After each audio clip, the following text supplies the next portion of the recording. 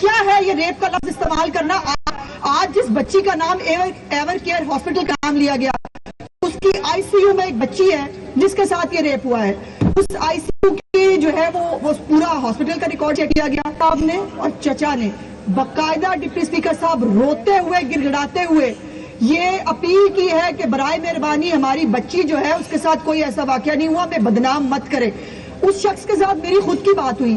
میں نے اس کو کہا کہ بھائی اگر کوئی بات ہے، کوئی مسئلہ، پریشان نہ ہو، ریاست آپ کے ساتھ کھڑی ہے.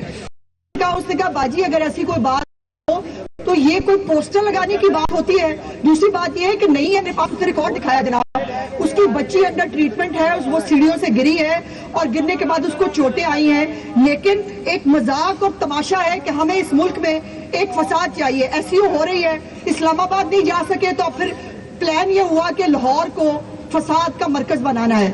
اور آج ابھی جس Evercare I C U کی بات ہو رہی ہے اس کے اندر اس کے والد صاحب نے کہا کہ میری ہارٹ پیشنٹ ہے، اگر میری بچی کا نام باہر آیا بغیر کسی وجہ کے، بغیر کسی چیز کے، ہم مر جائیں گے. اس کی آہیں سنیں کہ ان کی سیاست دیکھیں. اور شرم اب بھی نہیں آ رہی کہ اب بھی جو پنجاب کالج کے بچے ہیں وہ چند ہیں باہر بیٹھے ہیں پنجاب اسمبلی کے چیئر کے اوپر. انہوں نے اپنے مختلف اسکولوں کالجوں سے چند بچے اکٹھے کیے ہیں اور اکٹھے کر کے اس وقت دار تماشا لگایا ہوا ہے. میرا سوال یہ ہے کس کے خلاف کارروائی کریں؟ کوئی کمپلیننٹ چاہیے، بچی چاہیے، اس کا میڈیکل ریپ کا الزام لگایا جا رہا ہے. آپ نے تو کرغستان میں بچیوں کے ریپ کرا دیے تھے. اور اسی طرح کی ایک فیک پوسٹ کے اوپر بیٹھ جائیے. بھائی میری بات اور یہ بیٹھ جائیے.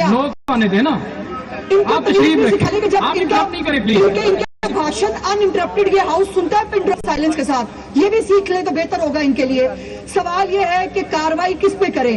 بچی کا ایک بچی ہوگی، خدا نخواستہ اگر ہے، اس کا میڈیکل کرنا ہے.